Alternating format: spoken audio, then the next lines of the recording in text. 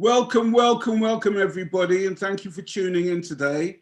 You're here at Grow Hackney, funded by the Arts Council, and we're doing a discussion post-BLM with the panel, which is Barbara Phillips, lovely Barbara, who's a skilled communications leader, also happens to be a barrister and one of the original KISS FM members.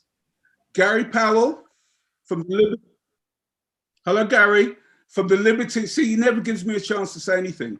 Gary Powell from the Libertines and the special, okay, and Luke Gaskin-Bodden, who happens to be a very talented producer who's just finished working on Borat and SAS.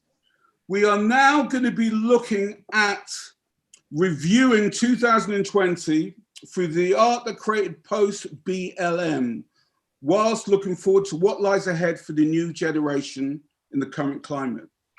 So the first thing I would say to all the panel is, after the discussion we had last year, do you think post-BLM, with all the black flags and the fact that last year the world realized that there were black people here, has there been a difference? So the first thing I would say is go to Luke, who's the first, is new on the panel. Luke, what's your opinion?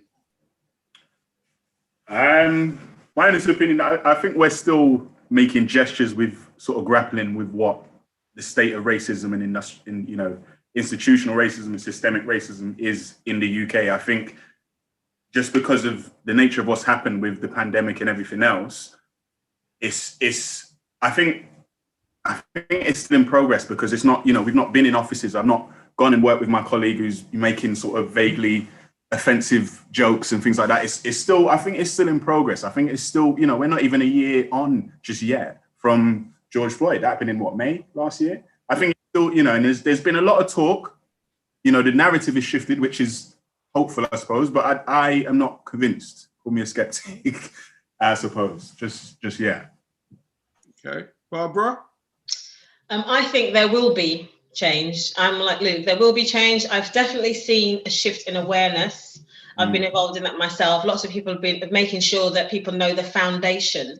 So if people are still carrying on the same way, that's a choice. No one can claim ignorance anymore. I'll say that much. And I think there will be, because there's so many of us in this space, making sure people know the facts and the foundation. So I think that, and some people have shifted. Some people really have moved quickly. But generally, if you say universally, especially the UK, I'll say it's slow and hard because there's a lot of denial, a lot still. And Gaz? I will agree with the fact that there is a lot of denial. In fact, I agree with both sentiments from Luke and from Barbara. My argument would be that if you look at it purely from the sentiment of what's happened in America as opposed to what's happened here, I mean, obviously it had a direct influence on everything that would happen in America, via whether it be politically or via the socio-demographic. I mean, there's been a lot that's happened, a lot that's shifted since the BLM movement took precedence post the death of George Floyd, which you would think there would actually be a lot more attraction happening here, bearing in mind that England does pretty much classify itself as being the world's greatest melting pot. The terminology melting pot did come from America, but England is supposedly an amazing, well, if not maybe the greatest, I see Barbara, if not the greatest, but an amazing melting pot, even if it is within just the major cities. And I think that there is a lot of denial that has happened post the death of George Floyd, but I also think there's a lot of apathy as well.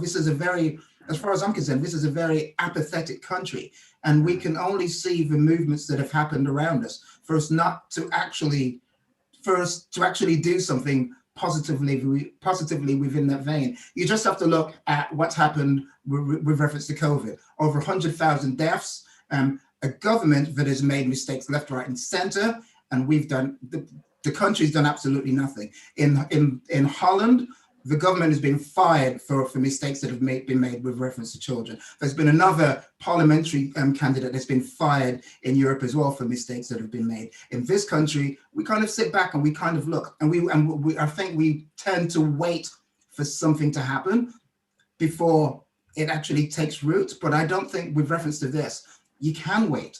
I think somebody has to make a move, and I don't see anybody, with whether it be within the political framework, whether it be within the socio-dynamic, I don't see any great movements actually happening. So I am very, very skeptical with reference to how things will actually move forward in the future.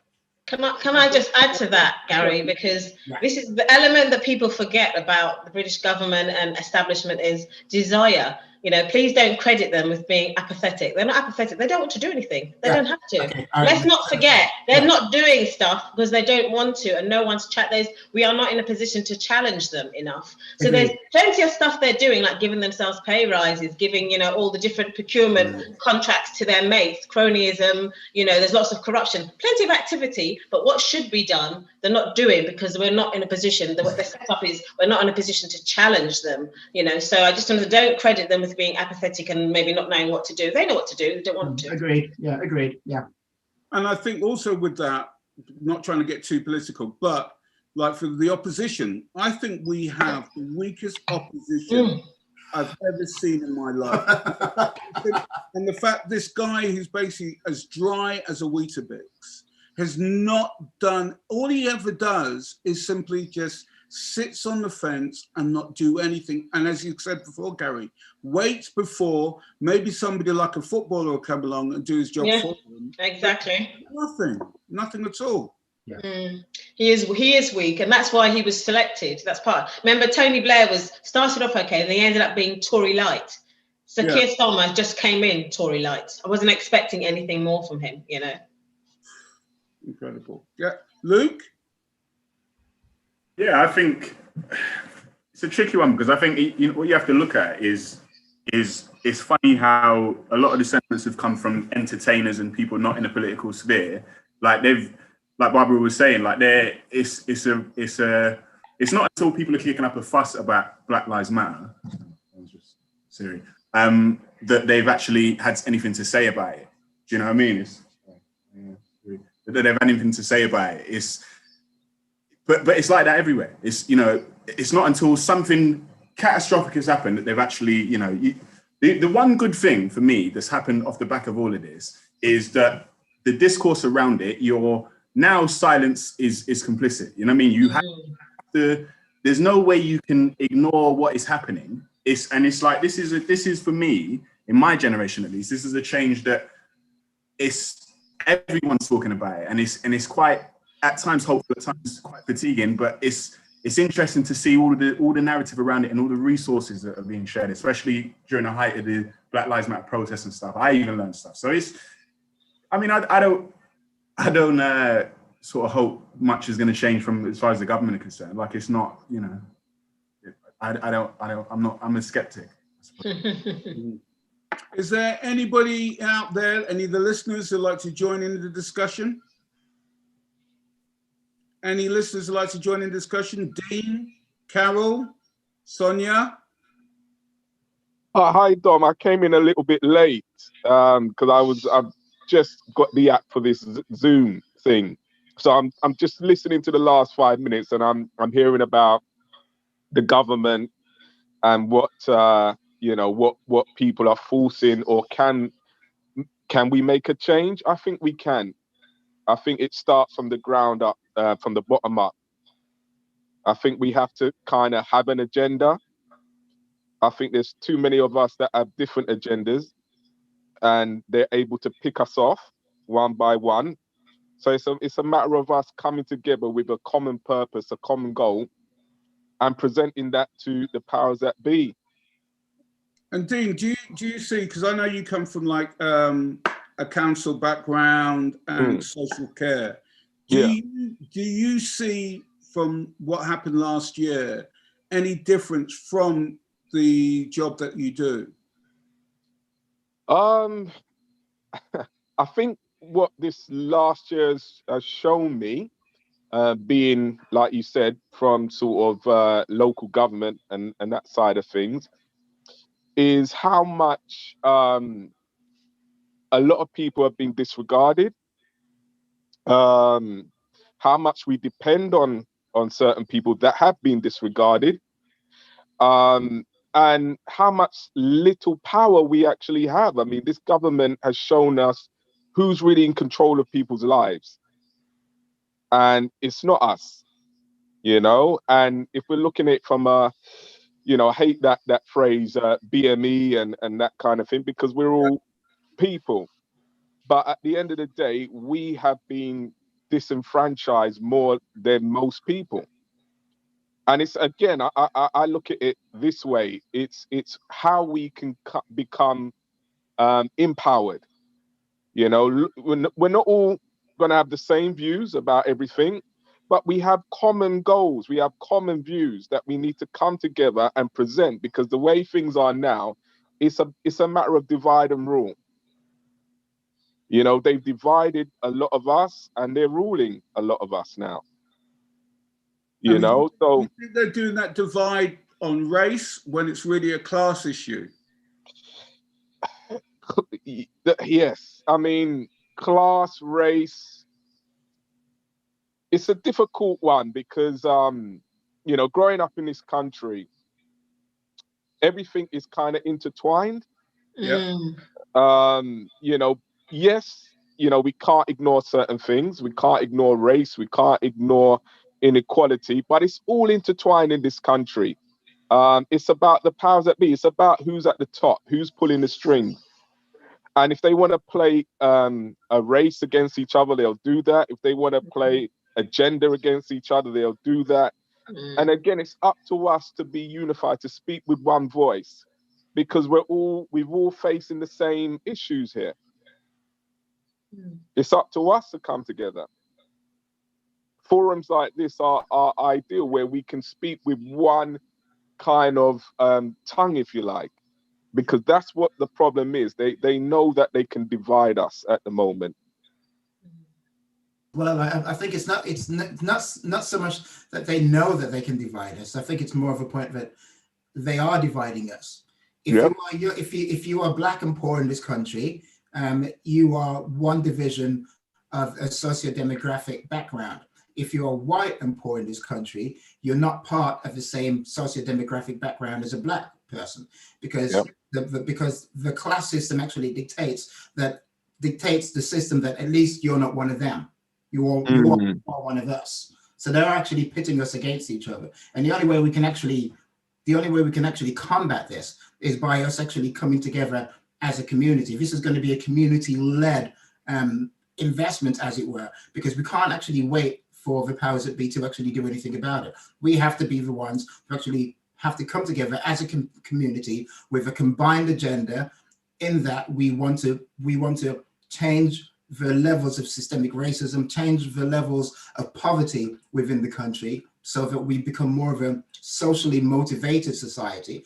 And we are the only ones with the power to actually do that. We can't wait for anyone else to do it. And the only way we can actually do that is to actually come back as a unilateral voice.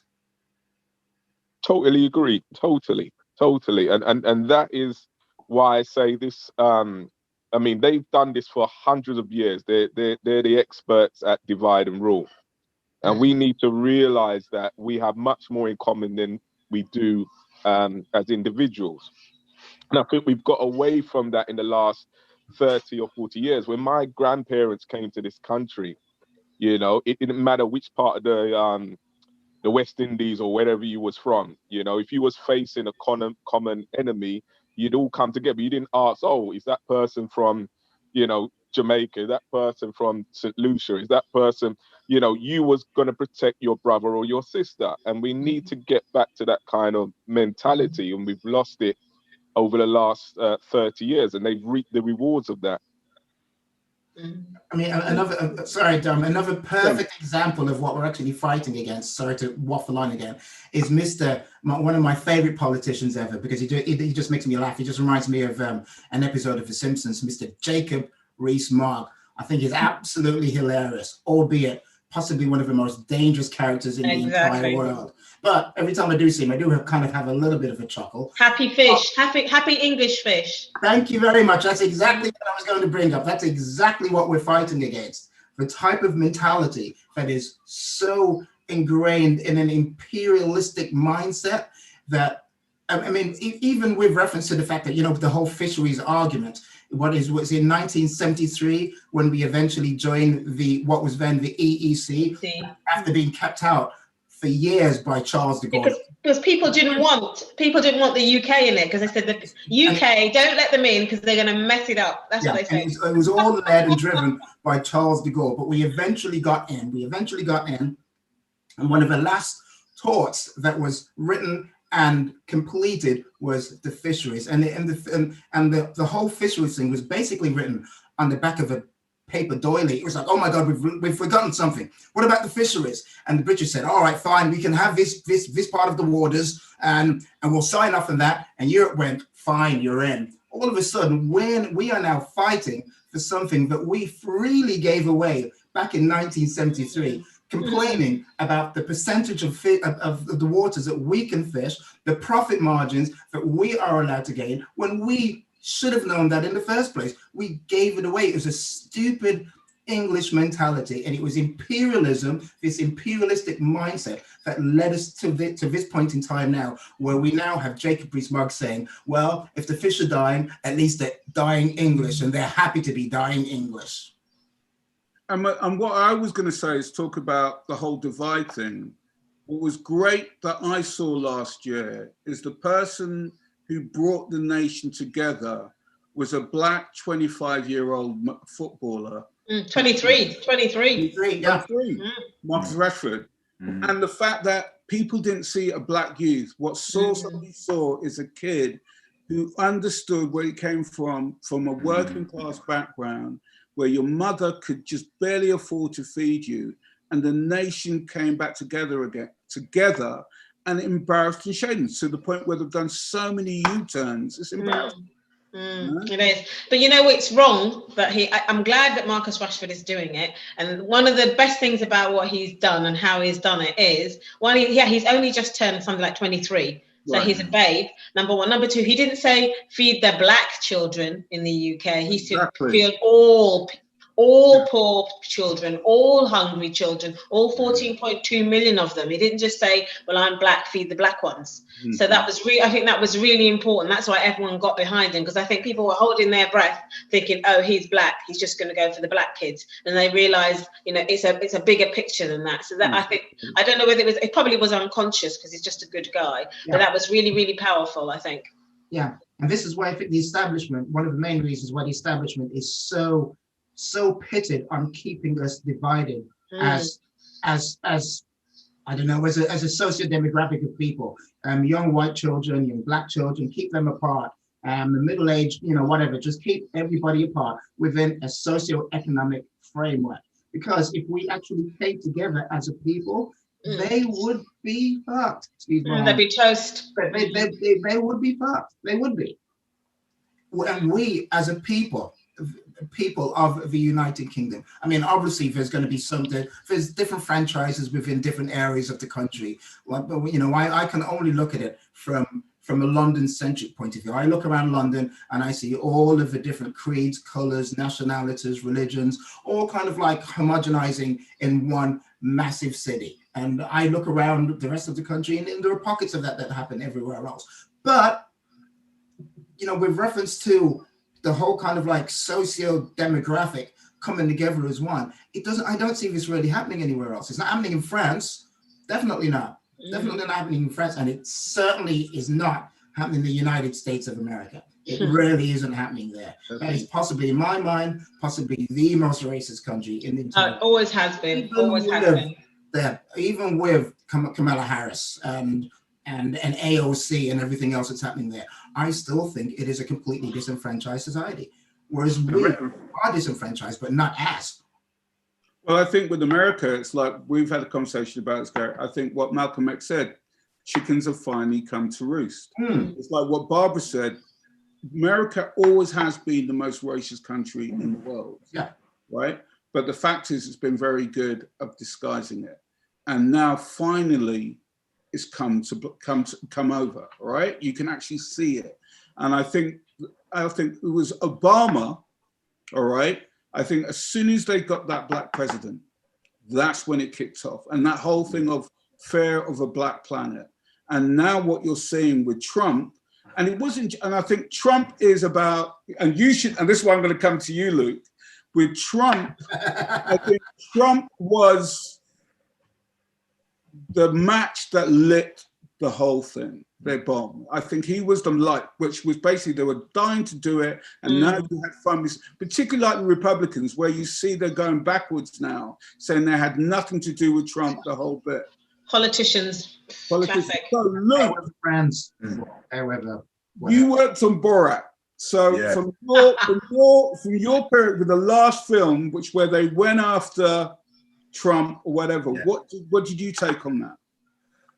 Oh, it's been an interesting, I suppose, year and a bit for me, because I've just sort of been so engulfed in that kind of American political sphere and what that is, and it's harrowing, and it also puts sort of the UK situation into a bit of perspective. You know, obviously we have our own kind of dark past, but over there, it's you know, I don't see the situations as that dissimilar. Talking Trump's administration to now, in that, you know, the same thing that happened with Brexit over here, where stoking fears of, you know, people coming and taking our jobs and, you know, prints and all of that kind of stuff, is the same thing that has been and has happened over there in the States since Obama's administration. In that, you know, now people feel brave now. People have a voice that, you know, they've been empowered to finally vocalize all these fears, and, you know, and the Trump and the right-wing Republican rhetoric is so strong over there. It's almost like a cult. It is culty, isn't it? They're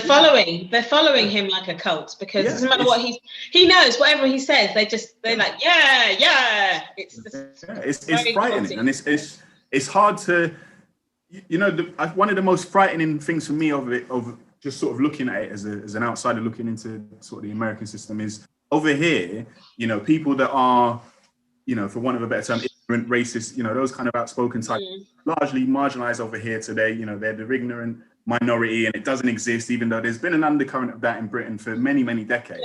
Over there, it's such a movement, if you like, that it's not just, you know, Billy Bob from Texas, and, you know, these are senators, these are, you know, quote unquote intellectuals. These are, you know, there's such a, it's almost like zealotry. It's like it's such a force behind it that it's. But you know, there are similarities, because that's the Proud Boys. The Proud Boys wear polo shirts and chinos, don't they? Yeah. They're not wearing neo-Nazi flags, and that's one of their branding. Over here, if you look at who's in the right wing, they're city guys. They earn a lot of money, you know. So there's some similarities that they've been trying to clean up their act and rebrand themselves as a decent. We're not DM wearing shaved head, neo-Nazi tattooed. That was old school. Same mentality. Same, you know, got many faces. Exactly, and they've tried to freshen and brand themselves up. That's what the Proud Boys are all about. Yeah, which is Farage, which is why Farage was so loved by Trump. Yeah, the leader of Europe. There you go. Leader of Europe. Yes. What? Leader of Europe. Like, it's self-appointed. Europe, the leader of Europe, the local convenience store in Willesden High Street. That's what he was. That was the leader of. We tried to get him. We tried to get Farage. I think we had him at one point, but really? Yeah. What you guys did to me? Probably should have said that, but yeah. Because he's so full of himself. He's so full of self-importance. He would have thought, yes, I need to be. People need to speak to me, because he believe that, didn't he? Yeah. You need to speak to me. I'm a voice that saying something. He believed that. Yeah, it's yeah. It's funny when you see Boris, the pound land Trump, and Farage, and the fact that when the Capitol got struck, and after that, how they retreated and said, you know, Trump was too much or whatever. Boris hasn't said anything, like, you know, denial, but he was up his arse. 100%. Totally. It's just pathetic. Yeah. But is anybody outside would like to come into the discussion to talk about this? Can I just make the point? I was in America. Last time was in 2019, and you know, we as the Brits, we like to make it look like, you know. And I do agree, America is a very racist country. But let me tell you something. I would say in this way, America's the most overtly racist country. Yes. Yeah. Not necessarily the most racist country, because you have to understand what America is a land, or the modern America is a land of former immigrants from Europe that are running the country. Yeah. So immigrants from, Germany, immigrants from Britain, immigrants from Italy. So yes, I would agree that America is the most overtly racist country, but let's not let that cloud us and misguide us in terms of what Britain is. Britain at one point colonized a third of the world, and they weren't nice about it. And although you could say Britain is not the most overtly racist, there are still policies that are in place today that are, although it may not be overtly and visible to most of us, underneath, they are still pulling certain strings. So yes, it might be in your face in America more, but let's look at it another way. A lot of these Black British actors and actresses, where do they go to get a decent acting job? States. If they stay here, they end up in EastEnders or Emmerdale as Holby a City. racist or something. So, let's get real here. Britain we're not living in the land of free from racism or whatever. We are living in a country where they are the experts at covertly being racist. And we are seeing that. 100%. I've always said, because obviously I always worked in PR, and they said that I think the British establishment, the royal family, have had the most superb PR and branding for centuries, because everyone is like, they always act like, oh, the shit's happening, excuse my French, it's all happening over there, it's not happening here. And what this year has done, 2020 did, finally pulled the skin off how corrupt and nasty the UK. They can't call anybody else corrupt, they can't call anyone else banana republic. Same with the States. They can't do that, because both the States and the UK have revealed how bad they're as bad as everybody else. They're as bad as everybody else, and that's been really, really healthy for us. 100%. Everything that's happened, obviously, like you said, Dean, I completely agree, and it's not to downplay what is happening in the UK. Quite the opposite. I think because it is so over there, what the UK is better at is subtlety. Britain is subtlety. Systemic racism. Insidious. They're very good at, it's insidious. Yeah, they're very good at making you feel like you've got freedoms or you're represented, or look at America. They're shooting people in the streets where it's not that bad over here. But actually, the beauty of it is that the discourse now is the shaping of the narrative now is that actually it's shining a light back on what we've done. Because where do you think, like you said, we used to own much of the world. Like, where do you think these countries have learned that kind of behavior from? The skills, yeah. You know what I mean? So. Remember lynching came from a book from John Lynch. He wrote a book. Right. Lynching. There was another guy from Scotland whose name escapes me, who wrote, there's an actual book that says how to calm down your slaves, how to treat them, how to get them psychologically. There's an opening paragraph that says you don't have to beat them because they can withstand it physically. It's psychologically you have to mess with them to get them to do it. They wrote a book. He was from Scotland. Exactly. What America practices is immature racism. Britain practices mature racism. It's true. Because they're the ones who taught America how to be racist in the first place.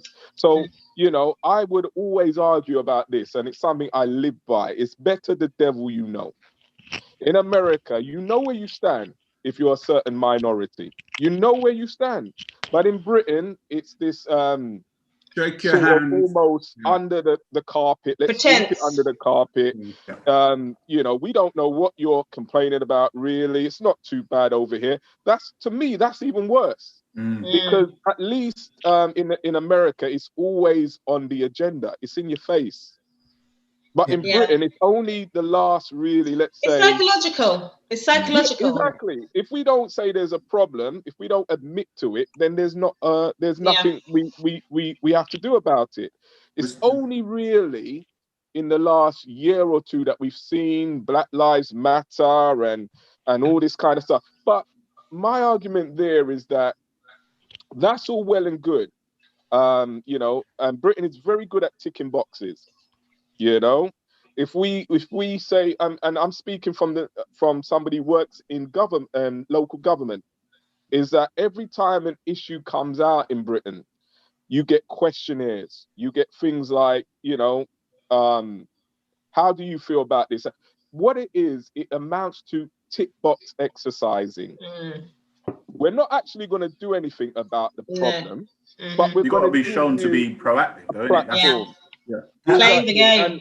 And that's why I call Britain mature racist, because they wrote the book. Yeah, 100%. They wrote the book. That I agree with, but I kind of disagree with the proactiveness, because you just have to look at society now. Well, how is society made up? Are there any Black figures of notoriety within society? Any Black figures of character in society? In America, the differences between America and England, America promotes this kind of false sense of inclusion. You look at you look at all of your sports stars. You get black sports stars who are earning absolutely millions, and you'll see them on TV all of the time. You have Black politicians, and you have Black movie stars, and they're everywhere, more so than here. They are absolutely everywhere. But what we all seem to forget is above them is one even richer, uber rich white man. Exactly. There's no power. There's no power. There is absolutely no power. We over here don't even have that. And then we don't even have the sense of community yet to actually fight against the system. We don't have that yet.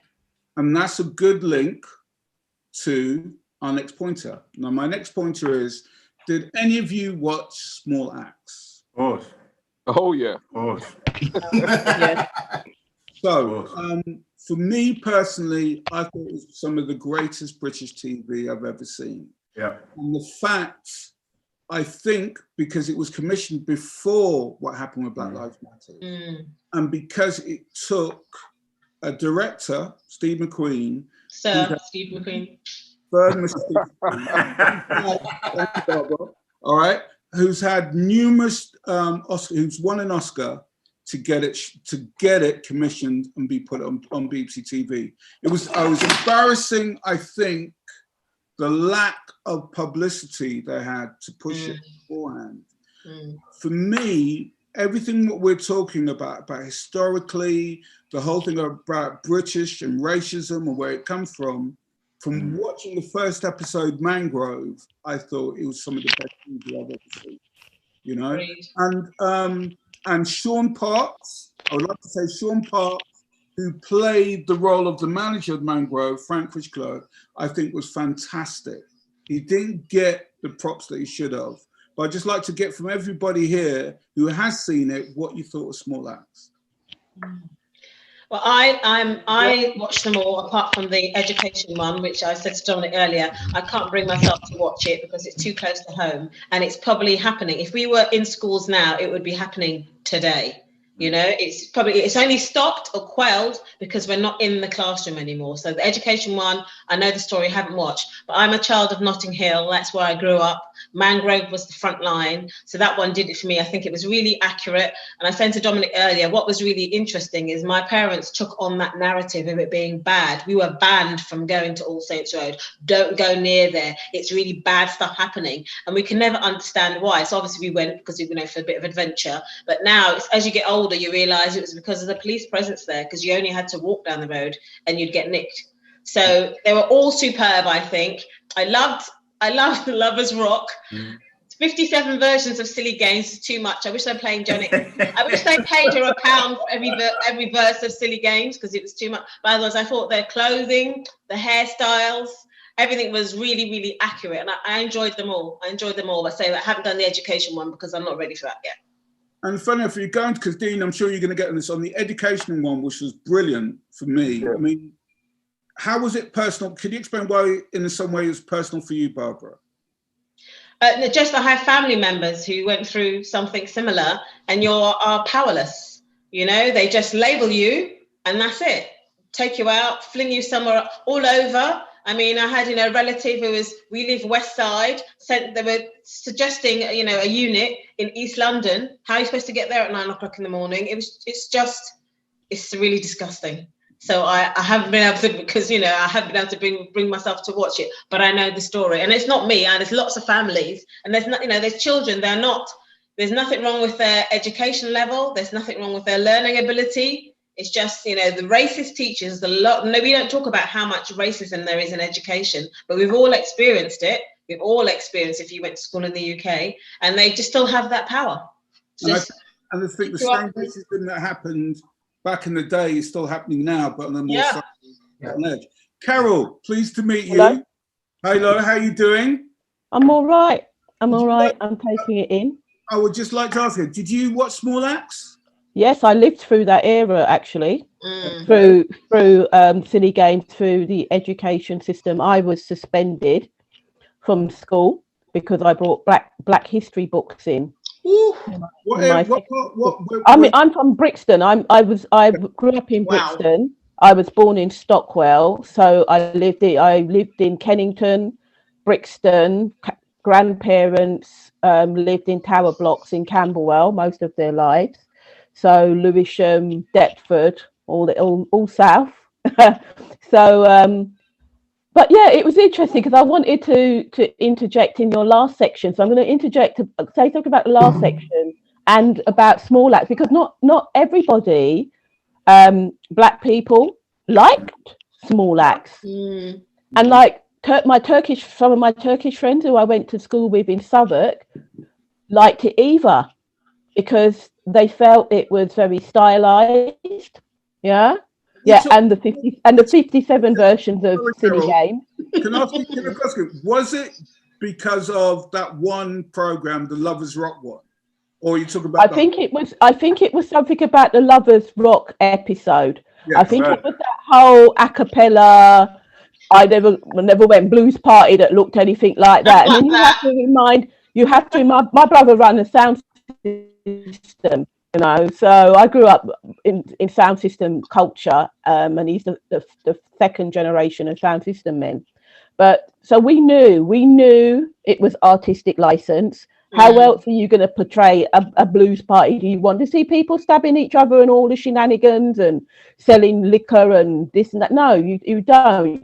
You're dealing with Steve McQueen. So when you understand the aesthetic of that director, then that makes proper sense. That puts it in context. And why, if it's about black people, does it have to always be gritty?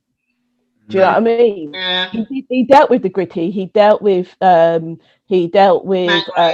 Leon. He dealt with Mangrove. Yeah, Alex Wheatley. Lovers Rock. He covered as much as he could cover, and it says a lot that it took him 12 years, and this is somebody with Oscars to get on the screen. So if that's Steve McQueen, who has exhibitions at the Tate and everywhere, if it's taken him 12 years, what about those up and coming? But I think the narrative has shifted.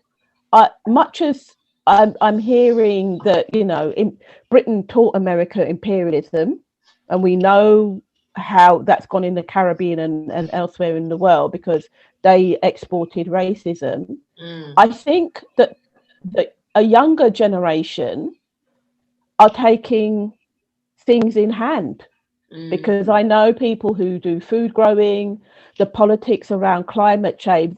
So I think if you gave that airtime to somebody of a different generation, maybe in their 30s, you'd get a whole different version of Small Axe, because it's how political as well. I think it's what appeals to the younger generation when it comes to politics, because I'm of a specific generation, so I identify with Small Axe.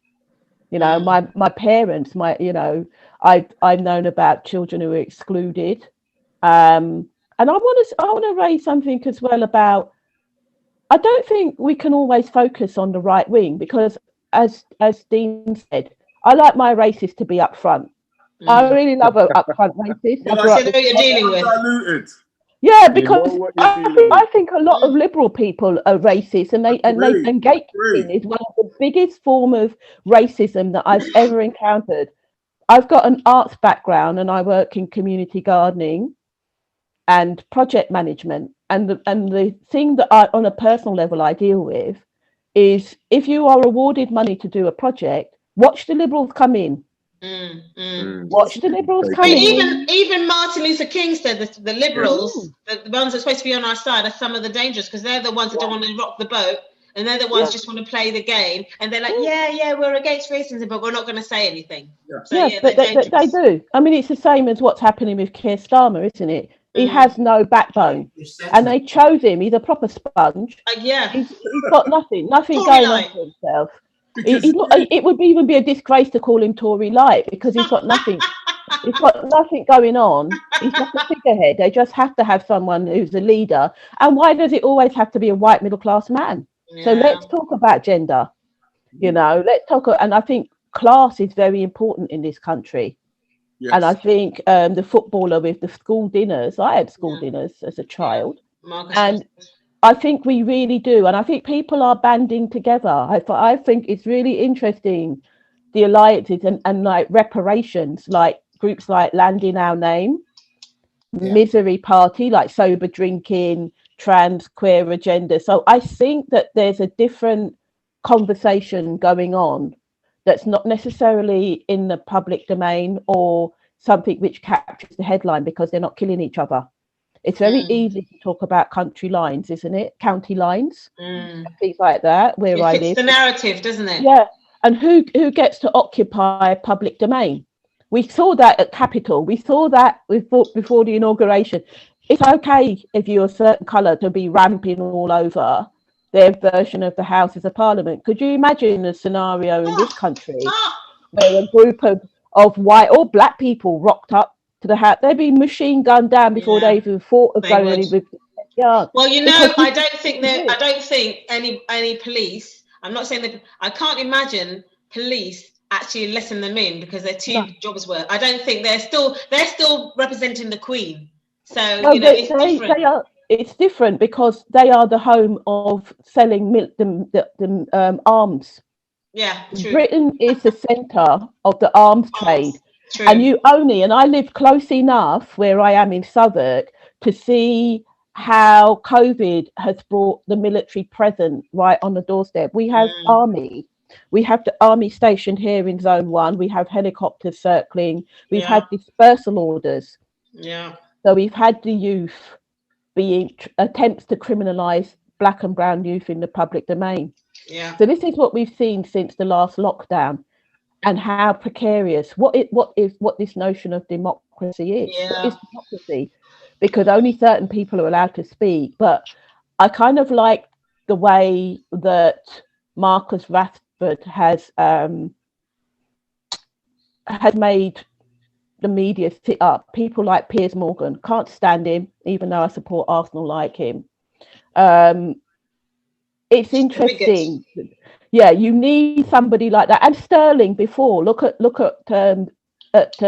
what Sterling did. Yeah. Raheem Sterling did. Yeah. So it's always going to come. The higher profile campaigns always going to come from the sports people who have the platform, who choose to use it, because life is political. We can't escape it. Sorry, Carol, I'm just going to ask Luke, because you were saying about what would be the young perspective of watching small acts. So for you, Luke, since you're, how I can say, the young blood in the house, right? Okay. What was your take on small acts? Oh, small acts for me, it was something special for me. And I'm aware that obviously that is not my generation, as it were. It's my dad's. I missed the Mangrove one, but it's on the list, but I've seen every other one. And so I started from Lovers Rock, Red, White and Blue, that kind of thing. And I think I've watched them all so many times. I invited my dad over, I live alone, fine, to watch Lovers Rock with me. Yeah. To see, how much fidelity there was to that time, because obviously all my family is a sort of sound system sort of generation. That's their truth. You understand? And like it was It is stylized. there is artistic license, but for me, it was powerful. Even more so the one with John Boyega, which I'll get to in a minute. See, there were certain bits where, you know, and this is largely the criticism of Small Axe is, well, we didn't carry on like that all on the floor and and I've never seen anything like that. And I've snuck into a few raves in my time, you know, when I was a kid and stuff. It was powerful viewing for me, and it loved it. I thought, you know, there's a reason it's a hard fought battle to get something like that on. You look at Steve McQueen himself, like, and talking about the state of the British TV and film industry and how, you know, Atlanta's got its own Hollywood. They got studios. There's a level of autonomy there. There's representation on screen, off screen, and everything in between. There isn't that, and I can say that as someone that's worked in that industry for 6 years. It doesn't exist. So for that to be that level of fidelity, and obviously people are going to like it, lump it. It's not going to be everyone's experiences, but it's a truth that is applicable for a great many people of that generation. I loved it. I loved everything about it. The Red and Blue with John Boyega was, I think, the most. I sat here with my dad and watched that. We watched Lovers Rock and that one back to back, and that was chilling. Like, because you want to talk about overt racism. That's pretty overt. Yeah, that's what that is, and it's, you know, I loved it. You know, I loved how, you know, I loved everything about it. I think for me, it was instantly familiar because a lot of the screenplays are written by an author called Corita Newland, who a lot of his books talk about that sort of Black experience in the 80s and 90s in South London. And I grew up reading his books, so I loved everything about it. I agree with you, Carol, about wanting to see, I suppose, what is my generation's version of Small Axe. I think that story is still being written. I'd love to see how it happens, but I think for it to be on a stage as grand as the BBC on a Sunday, a prime time viewing like that, I think that's going to be a hard fought battle, but it will come. And I believe that our generation, I think that there's so much more autonomy in shaping and influencing narrative than there has ever been, especially. I think it will happen eventually. I think it was fantastic. It was my favorite thing I've watched in the last year.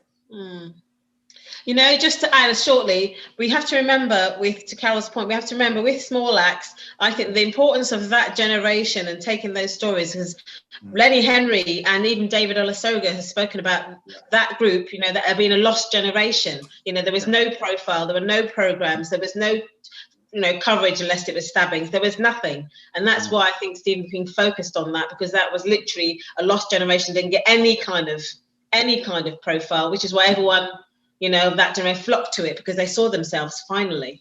You know?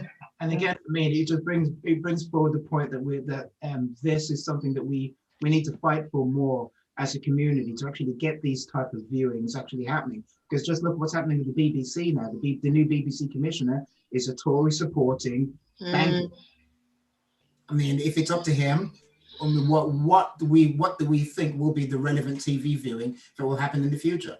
It won't be anything like Small Axe. So we can see what makes me laugh is, if we're talking about Small Axe, and then I think it's what Carol said and Luke regarding about having a Black primetime drama series on a Sunday, which would usually be a period drama where there'd be no diversity at all.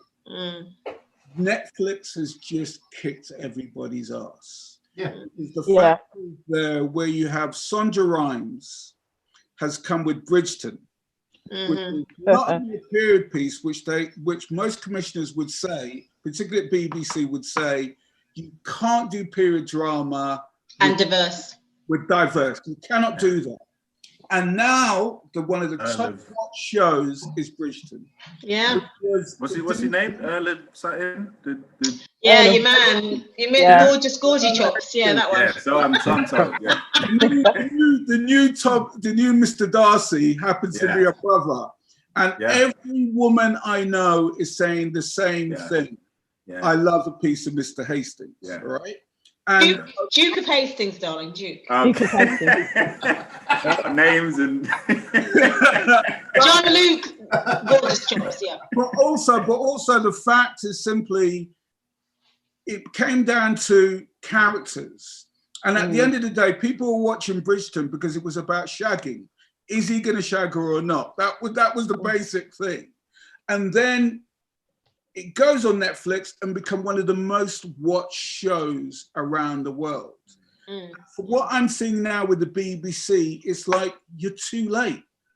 Your audience is gone. Your youth audience, your minority audience has left you. Where you have, because this is where I was going to talk possibly about later on, your top 10 series. You had Lupin with Omosai, which is a French black film. Yeah, but there's a debate as to how he can live that life and not encounter one black woman. Yeah, exactly. That's another debate. Not one. Okay. Add that to the list.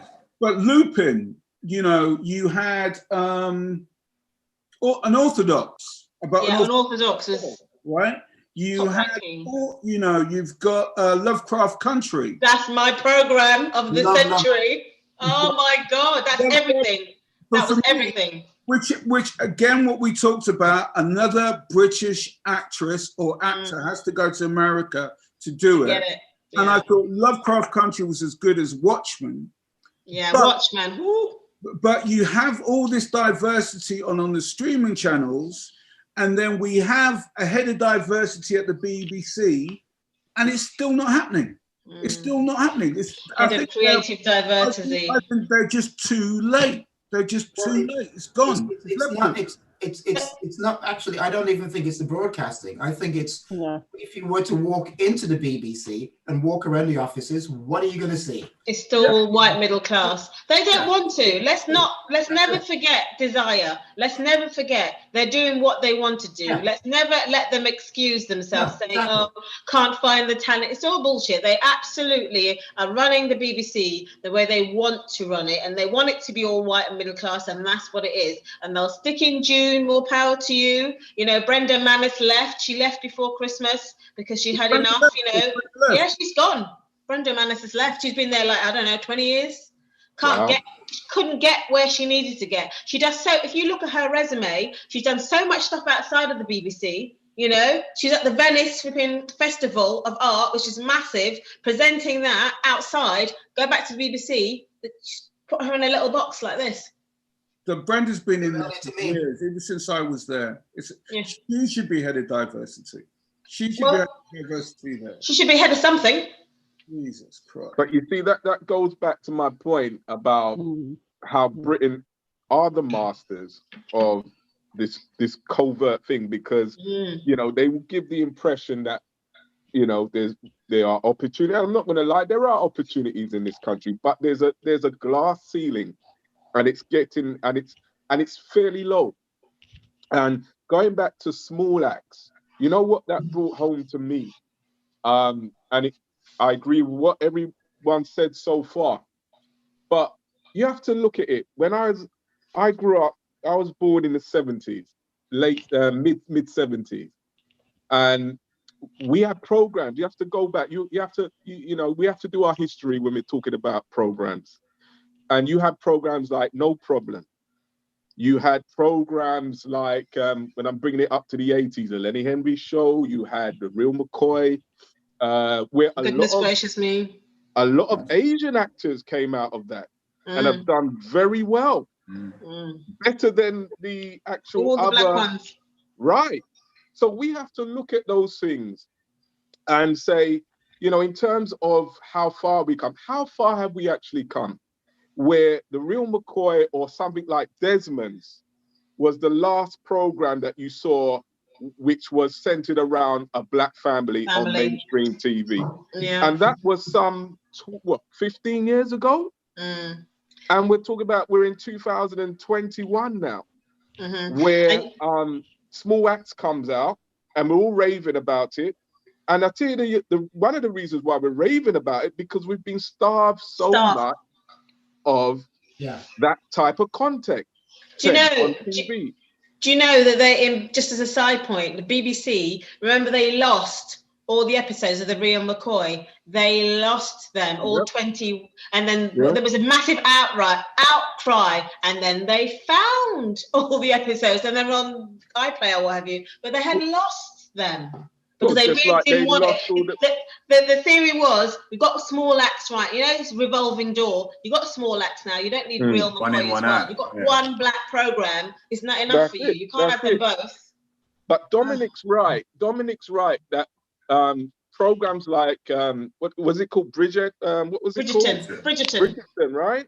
Those are game changers because like Dominic quite rightly said, it's kind of disproved that notion that if you put a black person in a period drama, that it's going to bomb. So, and going back to this, you know, the young person kind of revolution, I call it. Young people are now seeing, and we're starting to see it, that they're not looking to mainstream. They've got a thing called a camera. They've got a thing called YouTube, where they're putting up content on there that people want to see, because it's not that predictable stuff that they're putting on mainstream. So these young people, we can be very proud of a lot of them, because they're saying, you know what, we're not playing that game anymore. You know, we've got this thing called the internet now. Let's put out what we want to put out, and that is going to be the future. That's going to be the future for a lot of us. You know, if we want to, and I'm not just talking about TV. I've thought about this for a little while now. You know, when you look at how the high street is going to pop, you know, people having to pay extortionate shop rents and all the rest of it. You cut out the middleman now. You get your business, put it on the internet, and Bob's your uncle. And this goes for the same in entertainment now. People are starting to realize we're not going to the gatekeepers anymore. We're not going to these gatekeepers anymore. We're going to put out our content the way we want it, undiluted, the way we want to tell our story. And that's important, because it's about what I was saying before. It's about us as a people now starting to realize we have more power than we actually think we do. And it's up to us to tap into that. You know, let's stop thinking the conventional way. You know, let's stop thinking about, you know, I've got a product and I've got to, and it goes for work as well. You know, the conventional way 20 years ago, you want to find work, you go to this employer, you knock on that employer's door. 9 times out of 10, they're going to be white. 9 times out of 10, they're going to, you know, they've got your future in their hands. Now we've got to realize, you know what, we can change the game. We've got all these things to our disposal that we never had 20 years ago, that we never had 30 years ago. So it's up to us to say, you know what, let's use the things that are out there to get our story over. Yeah. As I was saying in the beginning, it is about the community actually coming together in order to actually be proactive with reference to that. But going back to like TV shows like Bridgerton and Netflix, it's quite funny thinking that the BBC and the like, for your ITVs and your Channel 4s, they're all trying to define exactly what TV programs should be and the cloak that they should all be garmed in, whereas Netflix, I think Netflix are just being really, really simple and going, hold on a second, black people, they watch TV too. If they watch TV, they're going to spend money. So let's put on some black TV shows because they spend money too. Exactly, and I think Netflix have taken on their chief marketing officer. Her name's Buma. I can't pronounce her. She's African. She's Nigerian American, and she's their chief marketing officer. And she don't ramp. She don't recently, ramp. but in the last year, right? She's not ramping. And that is, even though, you know, they had to court her, they had to headhunt her because she was like, no, I'm good where I am. And if you're not going to change up, I'm not coming. So that has a lot to do with what we're saying about, you know, diversifying, representation, everything. But how much has Galdem been a game changer? I think that they've, for like 5 years, I think publishing, I think Murky Books as well. Murky, know? And of course, Instagram Live, Facebook Live, where Versus. Producer. So all of this, and Versus and D Nice and all of this, and you see what's happening, and tune in to D Wade in Jamaica with Gabrielle Union. Questionable. COVID people. So I think that the narrative has been changed. before Bridgerton got to where it is. And I think, you know, the person you just mentioned being headhunted, significant. Give it how many years ago that wouldn't have been the case. No. And I think they've been lost for a long time, the BBC. And why are people paying a TV license? What is that about? Do you know how many times I get an email from the BBC now? How many times? Oh, don't forget, got to pay your TV license. You know, there is somebody's, I don't know whether it was one of the black MPs, are trying to put forward a white paper that says to decriminalise, you know, not paying your TV license. You know, at the moment, you can go to prison for not paying your TV. What bullshit? I mean, come on. I want them to come to my house and arrest me. They need to be arrested for the rubbish content that they're putting out there. People should arrest them and ask them what actually is their programming. It's criminal, isn't it? Dominic. Mute. You're mute. Hello, Carol. What I was going to say is, isn't it strange? We're in the one period you have a captured audience for all the terrestrial channels, which is during the winter. And I've never seen so much put on terrestrial TV, besides the shows we've been talking about here. And the fact is, some people, not only have they lost the diversity viewer, they've lost the youth viewer. Yeah. So the only thing the BBC has left is the Blue Rinse Brigade, are the ones who are going to definitely pay their license, who beforehand they were saying, we're going to give those people, you don't have to pay for your license. They switched it, whatever, because that's all they got. They know they've lost. Everyone else. I think they've lost 50% of their commercial audience, advertising, and Channel 4 has lost it completely. And the same thing when we're talking about the head of UK drama at Netflix, Anna Herban, is a mixed black woman. There you go. And I think 50% of all Netflix staff are black, right? It just shows you they've lost it. They've lost the game. But anyway, since we're talking about media, TV, whatever, what I was going to ask everybody, what was your TV shows or shows which made it for you in last year or this year? It was definitely, for me, it was Lovecraft Country and Watchmen. Lovecraft, that was it. It was I mean, I watched loads of TV. I caught up on it, but Lovecraft Country was like nothing. I'm still stunned. It was like nothing I've ever seen. You know, the effects, the politics, the clothing, the cinematography, the story. It was like but every episode I was like, it was just everything for me, that one. And Watchmen, I loved Watchmen as well. Watchmen was similar. Yeah. Sorry, Luke. Sorry. I think the two standouts, or the few standouts for me, were Small Axe, I May Destroy You by Michaela Cole.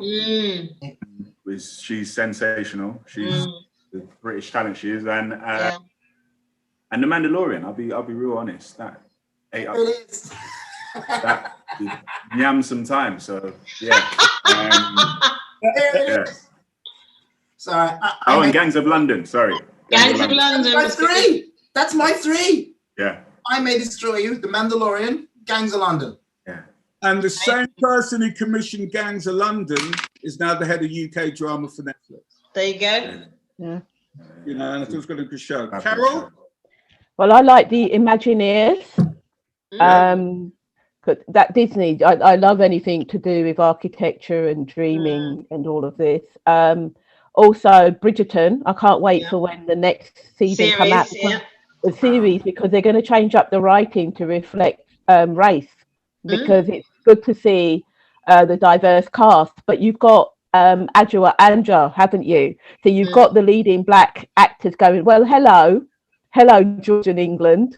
Let's have some more realism in slavery. Here. Yeah, so they're going to be tackling some of that the next time round. And Lupin, definitely, love Lupin. But I'll go back and watch Desmond's and things like that. So I pop onto YouTube, and my brother, when I visit him, when I can, he'll always go and look at the classics and Gina Yashere, how she started out and where she is now. You know? Bob and Ashola, so her program as well. I watch. I like that. So I'm likely to look at American drama also. Yeah. So yeah. I might just quickly add. It's really funny looking at them TV shows like Bridgerton and any other drama when they have the odd black character pop up in a period drama. Vanity Fair. Yeah. And it always comes across as being somewhat kind of like what's the terminology I'm looking for? They've put black people in there just to kind of like show that they are being very inclusive. They're being inclusive. When in actuality, in Georgia and England, especially in London, there were communities of black people. So it's not far, it's not far removed from what society may have actually looked like anyway. But but unfortunately, because there's something you pointed out beforehand, with reference to Small X, because of the lack of promotion behind it, and also the lack of education that goes along with it, people look at it and they go, "Oh, look, there's a black person in a period drama." I do it. I'm sure other people do it as well. I'm sure we all do it. We go, "Oh, look, it's a black person in a period drama." When in actuality, there were black people. It happens. And Queen Charlotte, married to King George, she did descend from Portuguese Moors, and she was mixed race. So accurate, actually. It happens. There's another show that my friend's in. It's called Harlots, and I think it's an American series. About sort of Victorian sort of London, and that was, my friend Ash, he's mixed race, and there's also a girl that I believe back in the day she was in Brookside or one of those soaps, and she's as a mixed race female. It does happen, but it's definitely like, ooh.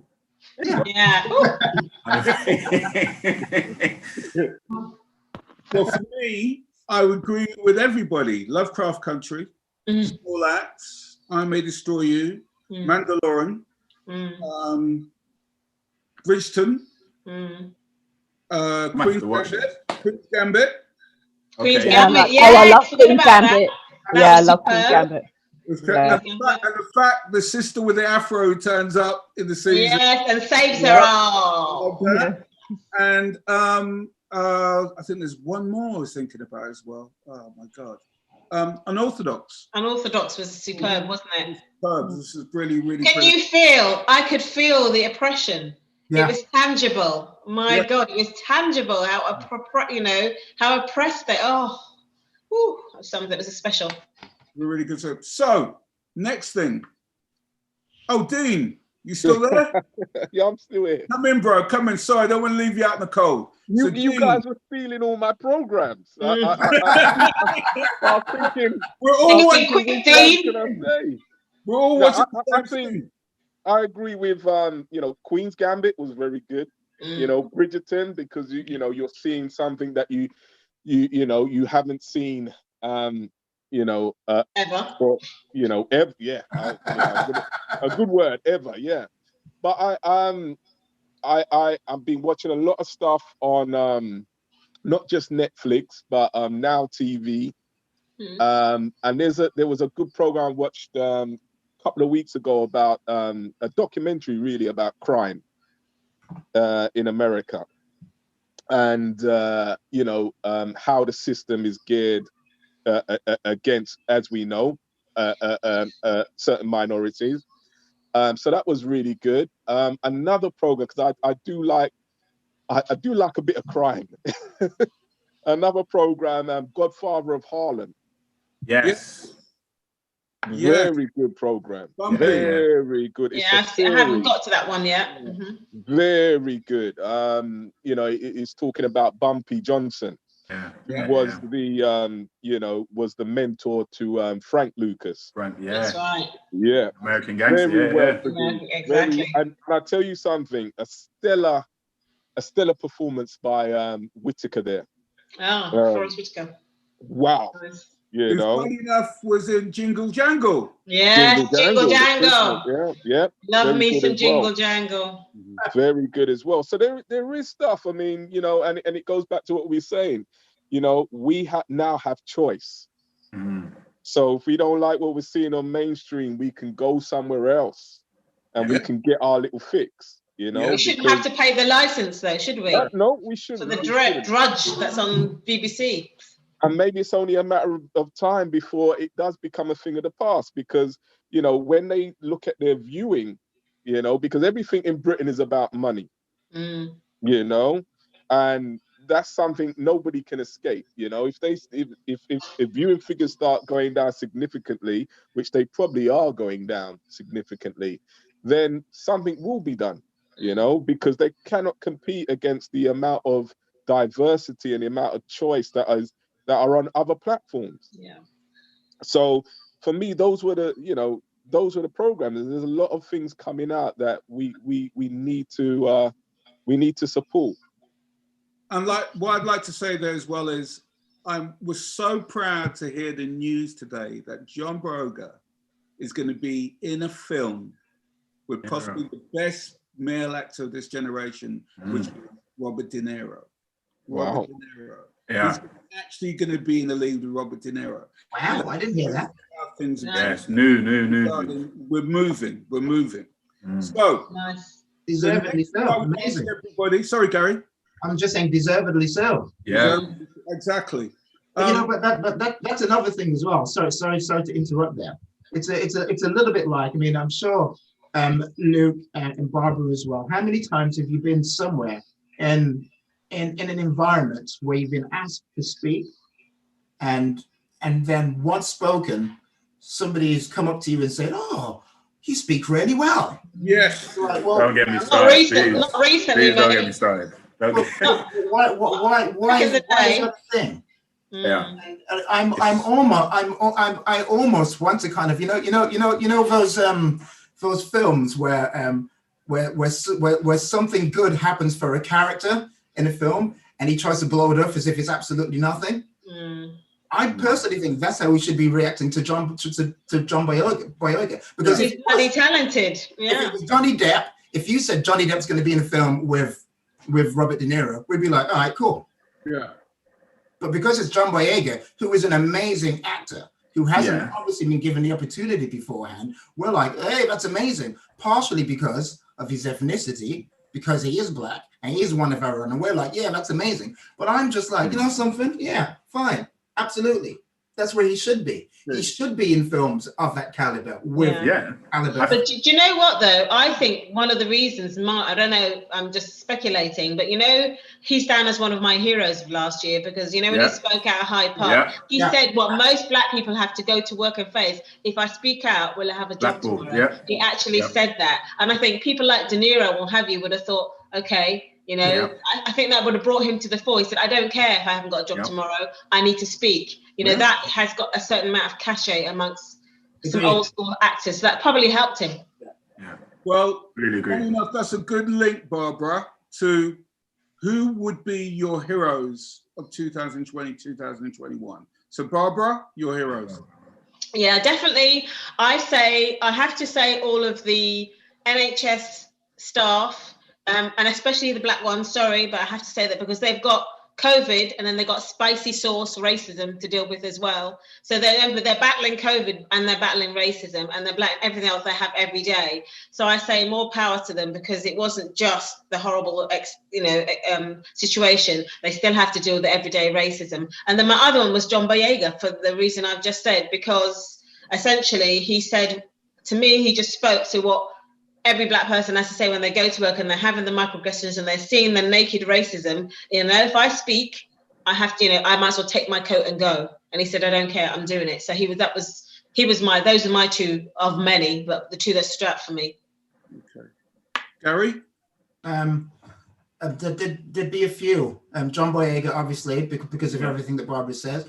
All of the NHS workers, Deliveroo drivers, everyone delivering food, Amazon workers who work for Jeff Bezos, who've had a pay cut whilst he's like the richest man in the universe. Yeah. I think that is ridiculous. And what the BAME community, because not only do they have to deal with being ostracized from society and becoming an existential member of society by being called BAME, black people and minorities have died at an exorbitant rate, and we have no idea how many are actually dead, and we haven't known since June.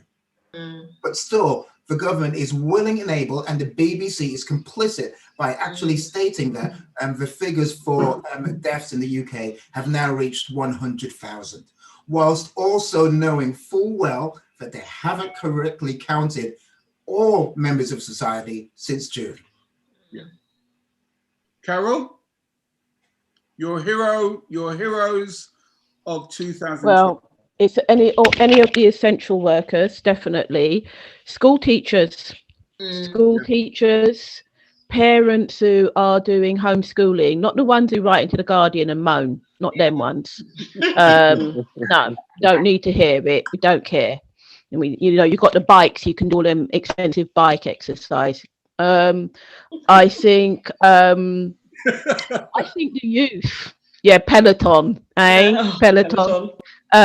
So over it on WhatsApp groups. I think the youth who still keep in touch with each other despite all sorts of obstacles.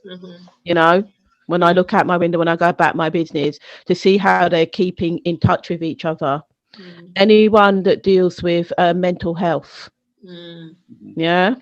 Anyone who works with Samaritans, domestic violence units, because the shocking increase. So those type of people inspire me. Yes. So yeah, those are my heroes. We just don't. Yeah. We have yet to actually hear the full statistics as to how much intolerable behavior or intolerance to people has increased in this country. Racism has increased in this country. The amount of suicides have increased in this country. Domestic violence. Domestic violence, the amount of pressure that is being placed on mental health services. We have no idea about that because all of this information has been kept away from us. Luke? I've got a few, but I'll try and keep it. No, feel free, go, bro. So obviously Boyega, and because I think for me, when I thought about this, I was thinking about who's used their platform and regardless of what is going to come off the back of it, and he, in the face of everything, and so emphatically, so passionately, was like, if I'm blackballed, which is why it's so reassuring, I suppose, because cast as this lead opposite De Niro. So obviously him, Rashford as well, because how he's not just the black kid that's campaign.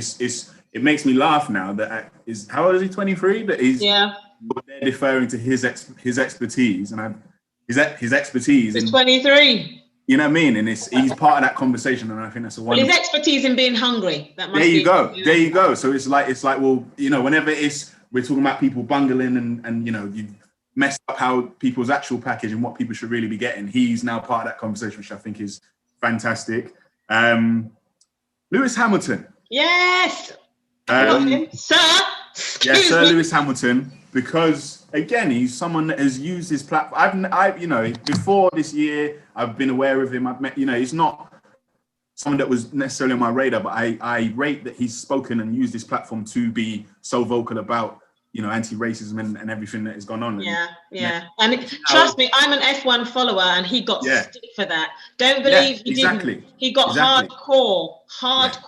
Like, don't rock the boat. We don't do that in F1. We don't talk about race. He got hardcore, so he did really well. Yeah, you got to think how much money is in that, because you got to think, like, if you look at the sort of American equivalent, there's like one. So he's like Hamilton's like the only black F1 driver. Yeah. One black. What's his name? Bubba Wallace. Bubba, that's it. Right. And when he came out doing the same thing, and he was denounced by Trump. There was a put in his car. Yeah. Remember the noose? The noose. Yeah. So like there's so I got to rate that. One or two others. There's an activist in London. She's her name's Iman Aiton, and she's an organizer of the sort of Black Lives Reformers. And I watched her speak during one of the protests, and she's not necessarily about abolition, she's about reforming and stuff like that. But what I loved, I went to a protest, and it was the day after there were arrests, and they'd vandalized the Churchill statue and stuff like that. Protest with some friends, and saw some young people that I used to work with. And her whole thing, what I loved about her and what she's done throughout is she was sort of like wrong place, right time. And her whole thing has been about sort of peaceful protesting. And at the time she was sort of advocating for, you know, all these young people that feel a little disenfranchised and want to kick up a fuss and lick someone down. And she was like, no, it's not how we get the message across. Love. And then obviously all the NHS workers, but there's a lady, and I had to look her up because I can never remember her name, but her name's Dame Donna Kinnair. Yeah, head of nursing. Yeah. And she has been the main advocate for sort of nurses and for their input to be, you know, considered whenever, you know, we talk about the NHS's impact. And she's obviously a Black woman. And, you know, she's regularly there. She's just, you know, she's a force. The last one I will say is, I don't know his name, unfortunately, but there's an image from last year. During, what are you going to say? Patrick Hutchinson. Is that his name? The guy that carried the white guy. Yes. The guy I was going to mention, Yes, him. For what was a mentally, emotionally, and every which way in between fatiguing time, for us, you know, where the narrative is being painted one way for them, one way for us, and being, you know, for that seminal image to be there, for him to be, despite all the hate on either side and whatever, for him to be carrying that, you know, youngish Black man, that was, for me, that was powerful. That was, you know, that was, thank you. You know, that was lovely to see. So for heroes, Dom, that was the first one that I thought of. Thank you. Dean, who would be yours? Quite deep. The key workers, the essential key workers, obviously the nurses that have kept the country running, the transport workers that are, you know, any essential frontline worker. And the main reason, not just because they've kept the country running, but because they put their lives on the line. You know, you can't do any more than that. And, you know, I've always said this, you know, the reasons why a lot of, you know, it came out last year that, you know, the BME community was, disproportionately dying because of this COVID. Common sense will tell you, and I work in local government, you know, most of the essential frontline workers, you'll find a lot of us in there, you know, doing that face-to-face frontline work. And, you know, it's quite emotional because, you know, it took this COVID thing to come out for people to start to realize, hold on a minute, you know, these people that we often overlook, they're actually very important people. We may be because I include myself in that. I work in education, welfare, and you know, we may be undervalued, but our job is no less important. You know, and that was striking to me. Another person, and teachers, obviously, you know, where would we be, you know, without all these people? And obviously, and another personal one for me, Marcus Rashford. Reason being is because this young man decided to speak out, knowing there could be possible repercussions. He's a high-profile footballer for one of the biggest clubs in the world, and he took a stand. He said, "You know what?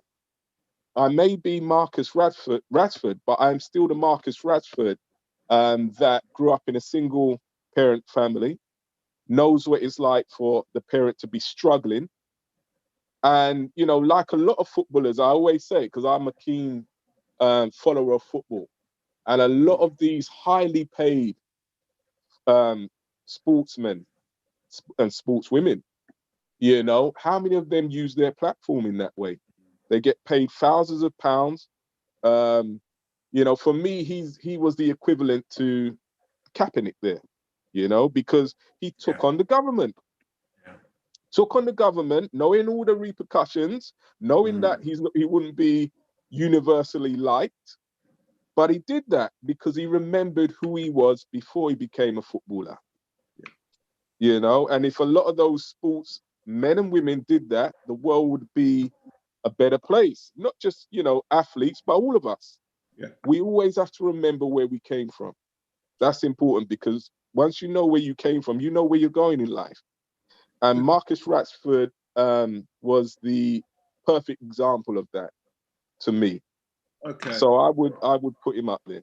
So the next thing I was saying, we've had the hero, loser of the last year and this year. Who was the losers for you? And I would go to Barbara. Okay, well, the obvious one is, you know, your orange man. You know, there's a meme that's going around. It's fantastic. It says, what does it say? Don't call me what's it? Don't call me orange, because now I'm peach. I'm in peach. I see. It's got the orange with the flick, and it says, "Don't call me orange, because I'm peach." In terms of impeach, that was good. So him, in the UK, to me personally, this is from work. The losers are all of those organisations globally, but definitely in the UK. All the big orgs who changed their brands, who changed their logos to black, and it was Black Lives Matter. They changed them, and then they really thought, that's it, tick the box. We're done. This thing's going to go away soon. Give it a couple of weeks, it will be done. And, you know, we can go back to normal. They're huge losers, not only now, in the future, because we all know that that's not happened. There's been a seismic shift. And not because I think it's not because just black people, it's everyone joined in. I mean, one of the things we didn't mention earlier is with the Black Lives Matter, when you saw the marches, because I forgot to mention the march, anyone who marched is my hero, anyone. But if you remember, it was Black Lives Matter was all over the world, in places like Estonia and, you know, Greece, where there's hardly any black people. It was just everywhere. So to me, it's like Trump and all his, you know, white supremacist followers who are doing some backtracking now. And then all those big organizations, big and small, some of the ones in the UK who suddenly started facing up to racism, and there's links to slavery and how they have to fix themselves up. They're all losers, because they actually are sitting there in the boardrooms or at home thinking, yeah, tick the box, it's done. We can just go back, and it's not going back anywhere. It's not. That's me. Oh, sorry. Gary, sorry. Oh, cool. I agree with everything Barbara said. Agree with that. I will also then go with I'll add to Trump himself. I'll add the whole of the Trump administration and the Grand Old Party as a whole for support for that whole period of time. Or then, if I'm gonna go with the Grand Old Party being I'm not gonna call them the Grand Old Party, because as far I place Abraham Lincoln with the Grand Old Party. And so they have absolutely nothing to do with Abraham Lincoln, absolutely nothing to do with him whatsoever. You just have to hear Lincoln Portraits by Aaron Copland to actually and hear the words that were spoken by Abraham Lincoln with reference to the proclamation of the emancipation and equal rights for all human beings, as spoken by Abraham Lincoln. He was actually talking about all human beings. As opposed to the Republican Party now, who are only looking out for themselves and their right-wing religious zealots who are kind of sticking around with them. Anyway, digress regarding that. The Conservative Party, all Tories, and every Tory supporting Brexiteer, you can all go eat a big fat one. I'm sorry, I apologize, but I'm sorry. Without the support of Brexit, we wouldn't be in the position that we're in right now. Sure. Brexit is pretty much places where we are right now. Albeit prior to Brexit, let's face it, England wasn't particularly doing that great anyway. Wasn't really doing great, but things are a lot worse now. So I definitely place them up there. Piers Morgan, who's now trying to be like this guy who's kind of like all kind of heart and sentiment, when in actuality he's just a massive dickhead who's actually trying to ply his trade on the calming sentiments of the British public by putting this false pretense of caring when in actuality we know he doesn't really care. No. Everything he does is there's malicious intent behind everything that he does, and all of those Tory donors and anybody that's actually kind of like buddied up via cronyism, your Sercos, all of those different companies that have taken a Tory backhander to actually assist in improving and saving the lives of people during this pandemic, who haven't done a goddamn thing, all of them can go eat a big fat one as well. Sorry, can I just pipe in and add Kemi Badenoch? Yes. I mean, there's no racism. She's black and says there's no racism. Okay. Muted. You're muted, bro. Dean? Muted. Hi, Dean. Yeah, the orange one over there, over the pond, for his undignified exit from Capitol Hill there. I'm so shameful. Very shameful, you know. The ego had landed and gone, so that was good. And for us over here, I think the British public were the losers because of the way the Conservative government handled this pandemic. You know, I think we saw what they value most: money over lives. Yes, I know it's a difficult situation to handle, but how any of them can be proud of the fact that today, you know, we've gone over the 100,000 mark. You know, that's nothing for them to be proud of. So yeah, the British public have been the main losers out of all this. So yeah, that's me. Okay, Luke. So obviously Trump. When I thought of losers, it was Trump and Giuliani. Is who, especially Giuliani, especially Trump. Just off of the back of everything that has happened, Giuliani is just I don't know how many people have seen Borat, but just off the back of that, he is just in every interview since, he's just fallen to pieces and landed himself in it more and more. It's beautiful to watch, and I can say that because they're all full people. So, and then on the UK side, there's a what is her name? There's a political advisor, Mirza, I think her name is, and she was brought in last year at some point, and kind of, she's an Asian woman. Let me just look at it. So Munira Mirza, her name is. And I remember there was a story about her last year where she's kind of like denouncing sort of that structural racism exists. Yeah. Oh yes, yeah. And with her and Kemi. Yeah, and it's just, and that's her whole job. That was her job, and it doesn't exist. So and Pretty Patel. Schofield, Philip Schofield, who yes. When talking about racism again, saying, well, I've never seen it. Experience it, because it's about so I've never experienced it, so it must never exist, which is obviously how things work, you know. That's exactly. It's all about Philip Schofield, exactly. Then so that's it. I think that's it. Cool. And Carol, you still around? We lost her. We lost Carol. The film present. So, music to feed your soul. The album or artist that did it for you last year. I'm just gonna pop to the loo. I'll be back in like 2 minutes. Sure, bro.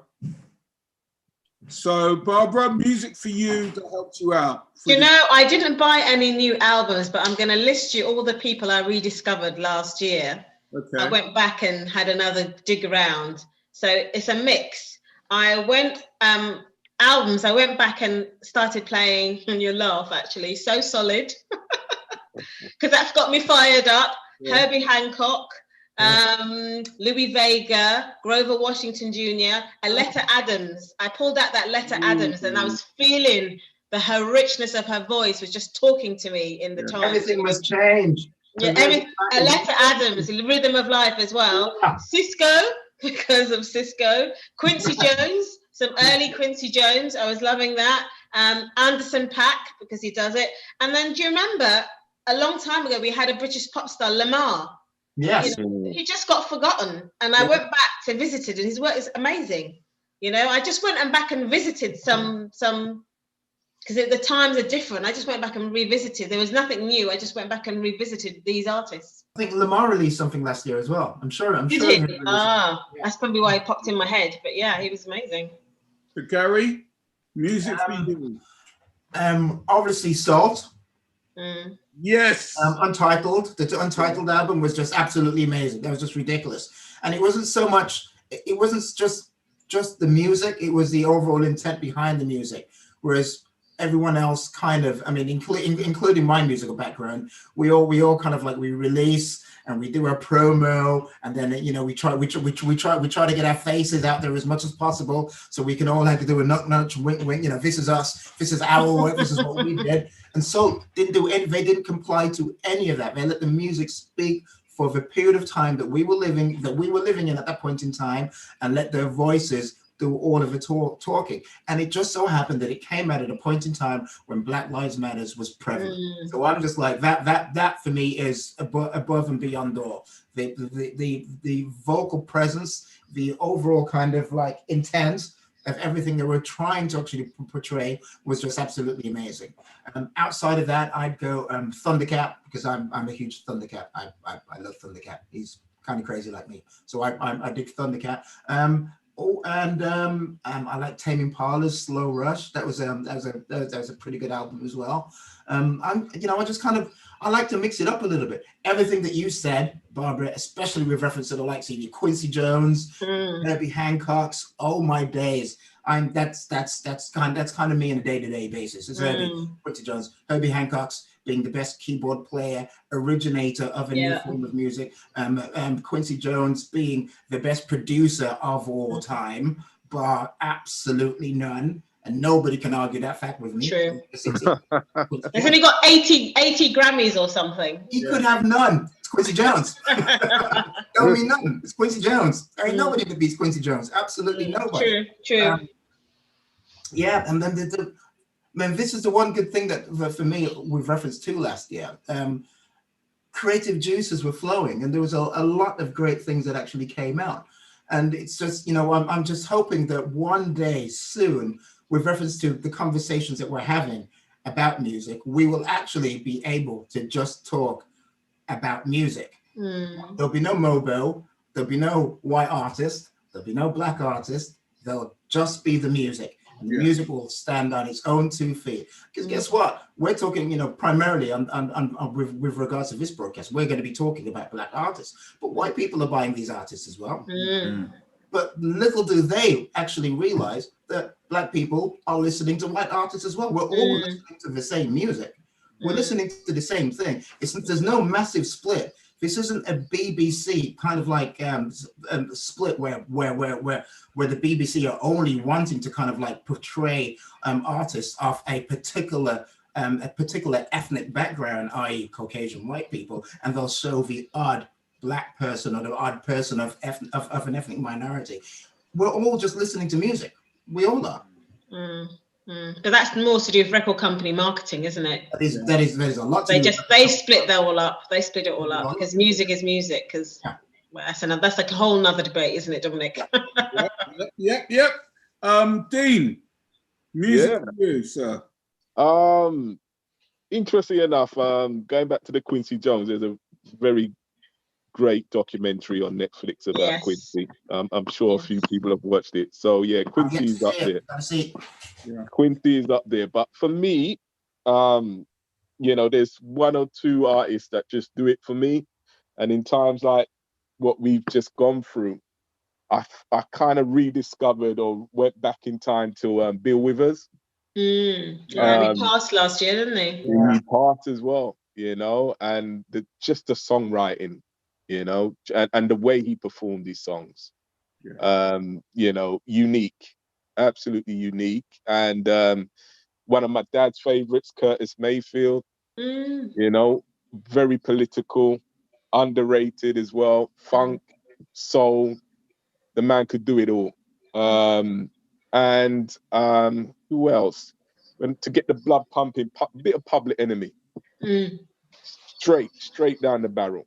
Yeah. You know, they just say it explicitly. It is what it is. Luke? Favorite albums? That were released or just generally what I was listening to? Could be released or general, just help you through the lockdown.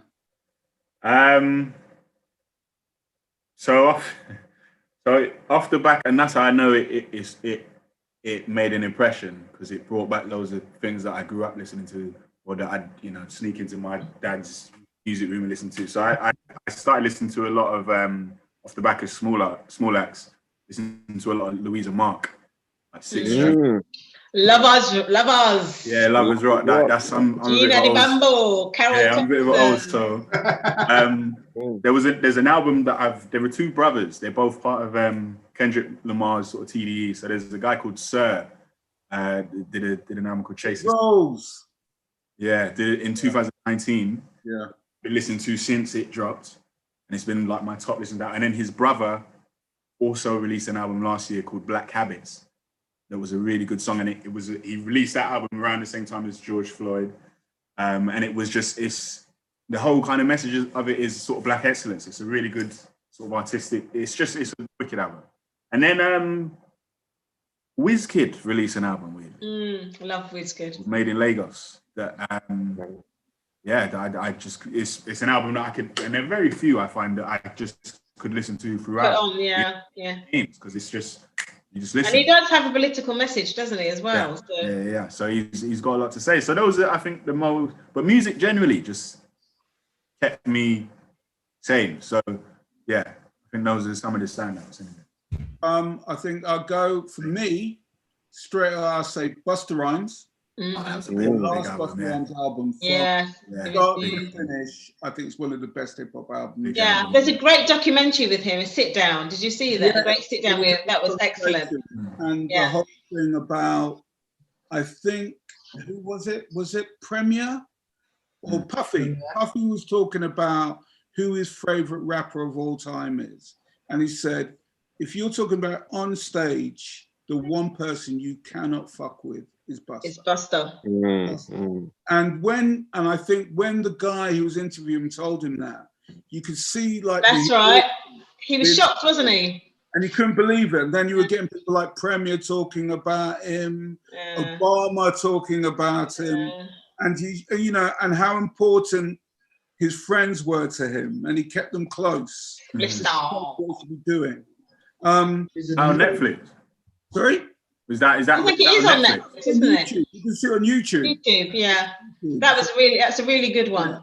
Yeah. So the Busta album, Anderson .Paak for Lockdown. Yes. Gotta have Anderson .Paak, man. That's my track. And then same thing as Gary. I think one of the greatest albums I've heard in a long time was Salt. For me, it was like the modern day Gil Scott-Heron. Yeah. Everything. Okay. And the fact that I know Salt, Salt. I've done about, is it 3 or 4 albums now, Gary? Yeah, it's 4 albums now. Yeah. It's 4 albums. It's 4 albums. And they're just been like Wildfire, the tracks are just, it's an album you can listen from start to finish. And then for me, I always went back. So I was listening to stuff like Red Hot Chili Peppers, Aretha, Bee Gees, because I thought one of the best musical documentaries I've seen was the Bee Gees documentary. About them, their songwriting. Beautiful. Their songwriting and the whole racism that happened with disco, Paradise Garage and house, and funny enough, how the far right, which is not really talked about, turned to get disco because it was black and gay. So, and you saw that.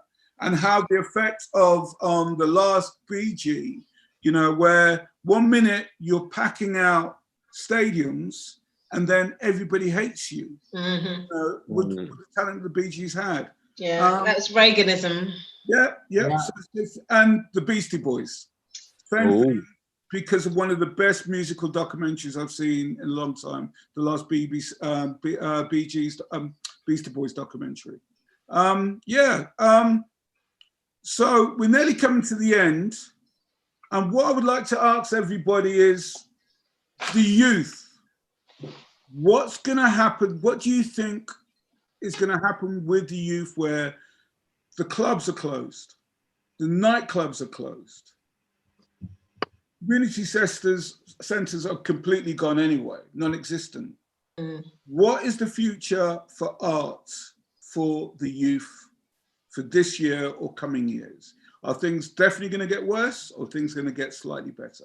And the person I'll go straight to is Luke.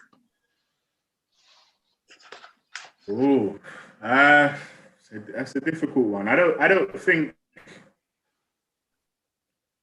I think there's a bit of a sort of catch-22 situation. I think being able to go out and experience life as it and everything it entails as a young person is obviously not happening, right? But like, I think artistically, there's a lot that's coming out right now, just born of this period where everyone's forced to sit down. There's still good stuff that are coming. I don't know. I think it's so hard to. There is, when we were talking earlier about sort of this non-linear program, it's a Netflix and you streaming and stuff like that. There's such a scramble in my industry to kind of sort of get your hands back on that power, and everyone's kind of scrambling to pitch to Netflix and stuff like that. But you know what I love seeing myself, right, is I come from a generation, I'm a grime kid. I came from that generation. I'm Channel U and all that kind of stuff. And I remember how rough and frankly terrible some of the videos were, and some of it, but the art was, right? The art was there. Yeah, that was his charm, but the art was there, right? The sound was there. The technicality was there.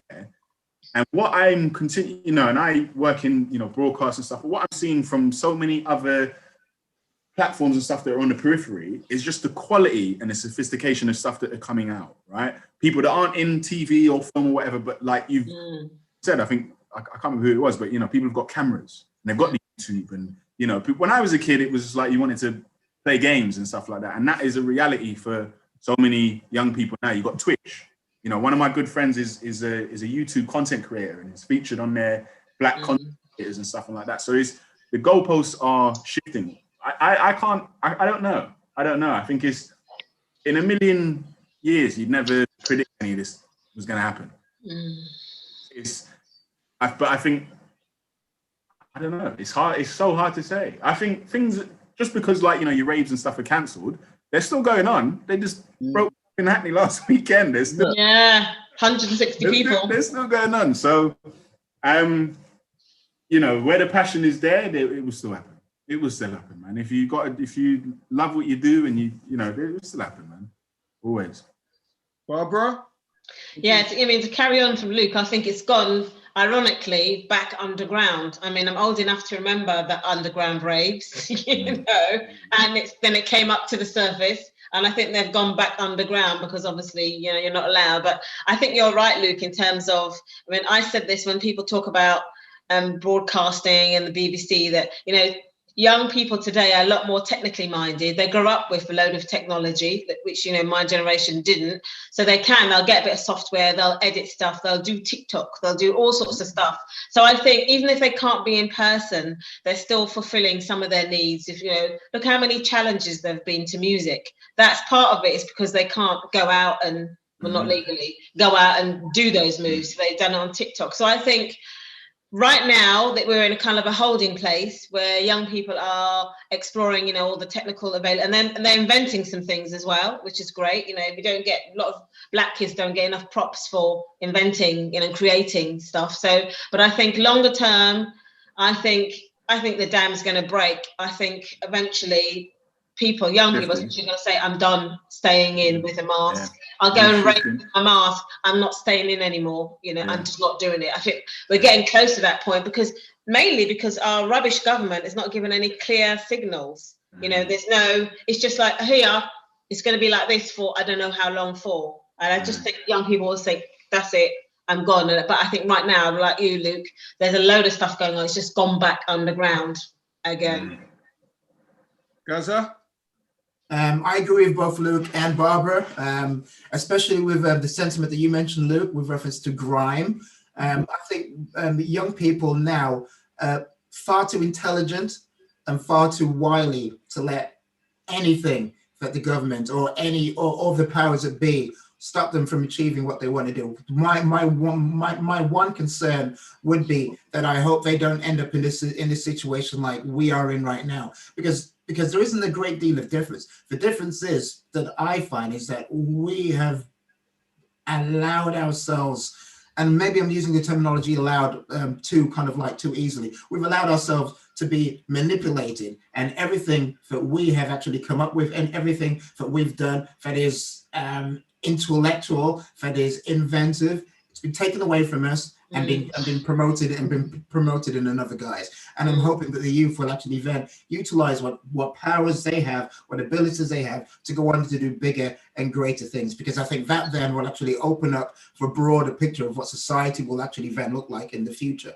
You talked about grime, and if we go back in time to the early days of grime, as I'm sure you will know, Luke, grime became prevalent because it was a bunch of kids who got little crappy computers. They got some crack plugins. They created a track, and they went straight to AOL. They uploaded the track onto AOL, $5.99, and then you got what was it called? I can't remember the name of the company that did the midweeks. They did all of the stats for Top of the Pops and everybody. They did the midweeks on a Wednesday, and then you've got your major artist. They got to read the stats on a Wednesday, and they're like, oh, so and so was sold 15,000. That's amazing. But then all of a sudden, there's this young kid who's just been selling stuff off the back of his car. So he's got CDs with the IRC codes. He's doing his AOL upload. All of a sudden, he's got 20,000 records sold, and they're just like, what's going on? All of a sudden now, the whole of the ideology of midweeks has gone out of the window. No one's talking about why the ideology of the midweeks has gone out of the window. No one's talking about the fact that grime artists, young black kids who you see wandering around selling CDs on a high street, uploading tracks by themselves using all these crap plugins, they completely changed the scene and the ideology of what music is up until streaming, obviously. And I think that whole mentality will continue. But hopefully what will happen is instead of some rich buffing dude coming and say, I've got an offer for you. I want to buy everything you're doing for so-and-so, or sign you up, and us all just going, yeah, that sounds amazing. And them taking all of the plaudits. I think the young kids are going to go, nah, I don't need you. Sorry, man. Bro, don't need you. We got this. You're totally fine. In fact, I'm going to come back to you next week. I think I might be buying you. We'll be buying you on your way out. We don't need you no more. Agreed. Hopefully that will be the scenario for the future. That'll be the scenario. I think the whole ideology of worrying about the youth, I ain't worried about them. I'm worried about everybody else. Okay. Dean? Yeah, I agree. I'm quite optimistic because I see, I've got a few nieces in particular, and you can sense the frustration of this lockdown, that they're being curtailed. But if you look historically at many movements, there's often a depression before things get better, and an explosion. If you look at urban music in particular, it's always come out of oppression. It's always come out of a lack of a voice. And I think what we're seeing in today's world is that, I think the young people are realizing during this lockdown, look, these people can put my life on hold for a little minute. But as soon as they come out of this, they're going to be looking to whatever they've been thinking about during the last 12, 14 months. I believe a lot of them will put that into fruition, because like we said, technology causes change.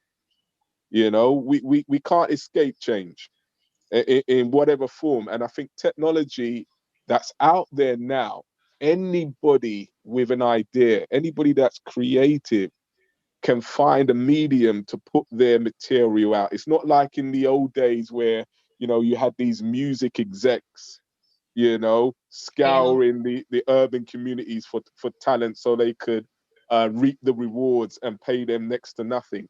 These young people now are very tech savvy, and I see a lot of them. I've seen it from my own eyes. I've seen a lot of them put things on videos and in a very confident manner. So I believe now they're going in the next, whenever this lockdown comes to an end, I think the frustration that they've had is going to materialize into something great. I don't know what that is because it's hard to, you know, nobody has a crystal ball. But history tells you that, you know, when we have these periods of depression or whatever it is, recession, you know, you see greatness come out of it. You know, like they say, pressure makes diamonds. You know, that's what happens. Well, you know what, guys? I think we're going to leave it with pressure make diamonds. I like that. and basically put a close on this year's show. And hopefully we can all get together as a panel and Dean and talk about a review of what happened in 2021. And I just hope it's a lot better than what happened in 2020. Okay. All right. So I'd like, thank you for everybody listening in. And stay safe. Thank you, Dom. Thanks. Thank you for having us. Thank Cheers, you. bye. Thank you. Thank you, guys. Great show. Thank you very much. Thank you.